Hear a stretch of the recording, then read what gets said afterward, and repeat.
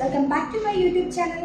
അപ്പോൾ ഇന്നത്തെ നമ്മുടെ വീഡിയോ എന്ന് പറഞ്ഞിട്ടുണ്ടെങ്കിൽ പീരിയഡ്സ് പെയിൻ അനുഭവിക്കുന്ന എല്ലാവർക്കും വേണ്ടിയിട്ടാണ് കേട്ടോ. അപ്പം നമ്മുടെ ഒരു 100%-ൽ ഒരു 90% സ്ത്രീകളും പീരിയഡ്സ് വേദന നന്നായിട്ട് അനുഭവിക്കുന്നവരാണ്. അതിലൊരാളാണ് കേട്ടോ ഞാൻ. എനിക്കും ഇതേപോലെ തന്നെയാണ്, നല്ല പീരിയഡ്സ് പെയിൻ ആണ് കേട്ടോ. ആ ടൈം ഞാൻ വെയിറ്റ് ചെയ്തിരിക്കും. എപ്പോഴാണ് വരുന്നത് നമുക്ക് തന്നെ അറിയാൻ പറ്റില്ല. എനിക്കാണെങ്കിൽ എൻ്റെ ഡേറ്റ് മാറിയാണ് വരുന്നത്. അതുകൊണ്ട് തന്നെ എനിക്ക് നല്ല പ്രോബ്ലംസ് ആണ്. അപ്പോൾ അതുപോലെ തന്നെയായിരിക്കും നിങ്ങൾക്ക്. അപ്പം നമുക്ക് ആ ഒരു പ്രശ്നം എങ്ങനെ പരിഹരിക്കാം എന്നതാണ് ഇന്നത്തെ വീഡിയോയിലൂടെ ഞാൻ നിങ്ങൾക്ക് പറഞ്ഞു തരുന്നത്. അപ്പം നമുക്ക് ഒട്ടും വായിക്കാതെ വീഡിയോയിലേക്ക് കിടക്കാം. അപ്പം എല്ലാവർക്കും തന്നെ റെഗുലർ ഡേറ്റ് ആവണമെന്നൊന്നുമില്ല അല്ലേ. ചിലപ്പോൾ 10 ആയിരിക്കാം, ചിലപ്പോൾ 15 ആയിരിക്കും, ചിലപ്പോൾ 20 ആയിരിക്കും. ഒന്നും നമുക്ക് പ്രെഡിക്റ്റ് ചെയ്യാൻ പറ്റത്തില്ല. ചിലർക്ക് മാത്രമാണ് നോർമലി ആ ഡേറ്റ് തന്നെ വരുന്നത്. എങ്ങനെയായാലും നമുക്ക് ഈ ഒരു വേദന ഏത് ഡേറ്റിലായാലും നമുക്ക് ഈ ഒരു വേദന എന്തായാലും ഉണ്ടാവും. അപ്പം നല്ല പെയിനൊക്കെ ഉള്ളവരാണെങ്കിൽ എന്തായാലും ഹോസ്പിറ്റലിൽ കാണിക്കണം, സ്കാൻ ചെയ്യണം, അങ്ങനെയുള്ള കാര്യങ്ങളൊക്കെ ശ്രദ്ധിക്കും. ഞാൻ എങ്ങനെയാണ് എൻ്റെ വേദന മാറ്റിക്കൊണ്ടിരുന്നതെന്ന് ഞാൻ നിങ്ങൾക്ക് പറഞ്ഞുതരാം. അപ്പോൾ ഫസ്റ്റ് ഓഫ് ഓൾ ഞാൻ പറയുന്നത്, ഞാൻ ഫസ്റ്റായിട്ട് എനിക്ക് ഈ ഒരു പീരിയഡ്സ് വന്ന ടൈമിൽ എനിക്ക് ഇതിനെപ്പറ്റി വലിയ അറിവുകളൊന്നുമില്ല, എന്ത് ചെയ്യണമെന്ന് അറിയില്ല. ആ ടൈം തൊട്ട് എനിക്ക് നല്ല വേദനയാണ്. അപ്പം ഞാൻ പില്ലോയൊക്കെ ഇങ്ങനെ ടൈറ്റായിട്ട് പിടിച്ച് അതിൻ്റെ മേലെ കിടക്കും. പക്ഷെ എന്നാലും വേദന ഒന്നും അറിയില്ല. പിന്നെ കുറേ കഴിഞ്ഞ് ഷാൾ കെട്ടാൻ തുടങ്ങി. അപ്പോൾ എനിക്ക് നല്ല വേദന കേട്ടോ. പിന്നെ ഞാൻ എന്തെങ്കിലും ഡോളോ കഴിക്കാൻ തുടങ്ങി. അപ്പോൾ കുറച്ചധികം ഡോളോ കഴിച്ചപ്പോൾ എൻ്റെ അടുത്ത് പറഞ്ഞു ഡോളോ ഇങ്ങനെ കഴിക്കാൻ പാടില്ല, കിഡ്നിക്ക് കംപ്ലൈൻറ്റ് ആണെന്നൊക്കെ പറഞ്ഞപ്പോൾ ഞാൻ പിന്നെ ഡോളോ പതുക്കുന്നത് ആയുർവേദ ഷോപ്പിൽ പോയി അവിടുന്ന് അരിഷ്ടം മേടിച്ചു. എന്നിട്ടൊന്നും എനിക്ക് മാറി പറഞ്ഞു ഹോമിയോയിൽ അവിടെ നമുക്ക് മരുന്ന് കിട്ടും. അപ്പോൾ അവിടെ പോയി അതും എനിക്ക് വലിയ മാറ്റമൊന്നും തോന്നിയില്ല കേട്ടോ. പിന്നെ ഞാൻ കുറേ ഡ്രിങ്ക്സ് ഞാൻ തന്നെ പരീക്ഷിച്ചു. അപ്പം എനിക്ക് ചെറിയ ഇങ്ങനെ നമ്മൾ എന്നും ചെയ്യുന്നത് കൊണ്ട് തന്നെ എനിക്ക് ചെറിയ മാറ്റങ്ങളൊക്കെ വരാൻ തുടങ്ങി. പക്ഷെ എന്നാലും വേദനയ്ക്കൊന്നും എനിക്ക് ഒട്ടും കുറവില്ല കേട്ടോ. പിന്നെ ഞാനൊരു യൂട്യൂബ് ചാനലൊക്കെ കണ്ടിട്ട് അങ്ങനെ ഡ്രിങ്ക്സ് ഒക്കെ നോക്കി. പക്ഷെ എനിക്ക് നല്ല രീതിയിലുള്ള ആ ഒരു ഇമ്പ്രൂവ്മെന്റ് ഉണ്ടായിട്ടില്ല കേട്ടോ. എന്നാലും എനിക്ക് ചെറിയ തോതിലൊക്കെ വേദനയൊക്കെ വന്നിട്ടുണ്ടായിരുന്നു. അപ്പം ഞാൻ സ്വന്തമായിട്ട് ഞാൻ തന്നെ ഒരു ഡ്രിങ്ക് കണ്ടുപിടിച്ചു. അപ്പം ഇത് ഞാൻ പീരിയഡ്സ് ടൈമിൽ കറക്റ്റ് ആ ദിവസം അല്ലാട്ടോ ഞാൻ സ്റ്റാർട്ട് ചെയ്യുക. അപ്പം നമുക്ക് ഈ പീരിയഡ്സ് ആവുന്ന സമയത്ത് ഒരു 3-4 ദിവസം മുമ്പ് തന്നെ നമുക്ക് ചെറിയൊരു അസ്വസ്ഥതയൊക്കെ വരില്ലേ.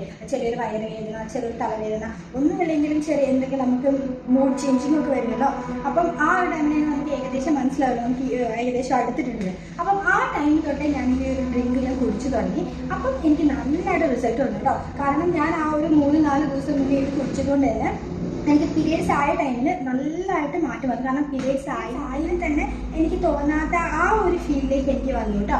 അപ്പം ഈ ഡ്രിങ്ക് നിങ്ങൾ എന്തായാലും പരീക്ഷിക്കുക. അപ്പം എന്തായാലും നിങ്ങൾക്ക് റിസൾട്ട് ഉണ്ടാകുന്നത് എനിക്ക് ഉറപ്പാണ്. അപ്പം നമുക്ക് എങ്ങനെയാണ് ആ ഡ്രിങ്ക്സ് ഉണ്ടാകുന്നത് നോക്കാം. സിമ്പിളാണ്, നമ്മുടെ ഹോം റെമഡീസ് ആണ്. നമ്മുടെ വീട്ടിലെ കുറച്ച് സാധനങ്ങൾ വെച്ചിട്ട് മാത്രമേ നമ്മൾ ചെയ്യുന്നുള്ളൂ. പുറത്തുനിന്ന് പോയി നമ്മൾ കഷ്ടപ്പെട്ട് എല്ലാവർക്കും അന്വേഷിച്ച് നോക്കി കണ്ടുപിടിച്ച് ചെയ്യേണ്ട ഒന്നുമില്ല കേട്ടോ. നമുക്ക് ആ ഡ്രിങ്ക്സ് ഒന്ന് നോക്കാം കേട്ടോ.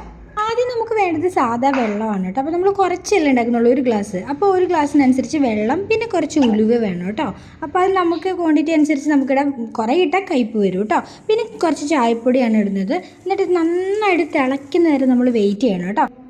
അപ്പോൾ അങ്ങനെ നമ്മൾ ഡ്രിങ്ക്സ് ആയിക്കഴിഞ്ഞ് നമ്മൾ നോക്കുമ്പോൾ കട്ടൻ ചായ പോലെ തന്നെ ഉണ്ട് കേട്ടോ. പക്ഷെ ഇതിനകത്ത് നമ്മുടെ മെയിനായിട്ടൊരു ഇൻഗ്രീഡിയൻ്റ് ഉണ്ട്. അപ്പം നമുക്ക് ഇതാണ് നമ്മുടെ യഥാർത്ഥ നമ്മുടെ പെയിൻ കില്ലർ എന്നൊക്കെ പറയുന്നത് അത്. അപ്പോൾ ഇതിനു മുന്നേ പഴയ ആൾക്കാരൊക്കെ ഉലുവ വെള്ളം ഒക്കെ തന്നിട്ടുണ്ടാവുമായിരിക്കും. എനിക്കിതേപോലെ പണ്ട് അമ്മ ഉലുവ വെള്ളം തന്നിട്ടുണ്ടായിരുന്നു കേട്ടോ. പക്ഷെ ആ ടൈം എനിക്ക് ഉലുവേൻ്റെ ടേസ്റ്റ് ഇഷ്ടപ്പെട്ടു. ഉലുവ എല്ലാവർക്കും അങ്ങനെ ആയിരിക്കും അല്ലേ.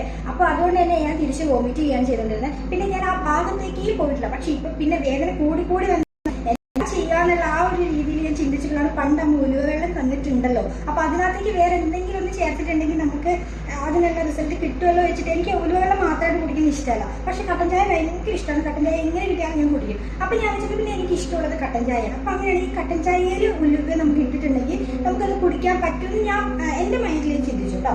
അപ്പം ഇതിന് നമുക്ക് വേണമെങ്കിൽ ജീരകമോ അല്ലെങ്കിൽ തുളസിയോ അങ്ങനെയൊക്കെ ആക്കിയിട്ട് നമുക്ക് കുടിക്കാം. തുളസി വെള്ളം ആക്കിയിട്ട് അതിനകത്തേക്ക് ഉലുവ ഇട്ട് കൊടുക്കുക, ജീരകം ഇട്ട് കൊടുക്കുക, അങ്ങനെയൊക്കെ നമുക്ക് ചെയ്യാം. പക്ഷേ എനിക്ക് റിസൾട്ട് കിട്ടിയത് ഇതാണ് കേട്ടോ. അപ്പോൾ എനിക്കിഷ്ടമുള്ളത് ഇതാണ്. അതുകൊണ്ടാണ് ഞാൻ ഇതിൽ തന്നെ നോക്കിയത്. അപ്പം അങ്ങനെ നോക്കുമ്പോൾ ഇത് കട്ടൻ ചായയാണ്. അപ്പോൾ കട്ടൻ ചായ എന്നുള്ള രീതിയിൽ കണ്ണടച്ച് കുടിക്കാൻ ഞാൻ ചിന്തിച്ചു.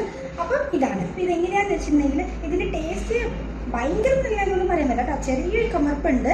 പക്ഷെ എന്നാലും നമുക്ക് കുടിക്കാം. വേദന വരുമ്പോൾ നമ്മൾ എന്തായാലും ഇത് കുടിച്ചു പോകും. അപ്പോൾ ഇതാണ് നമ്മുടെ ഡ്രിങ്ക്.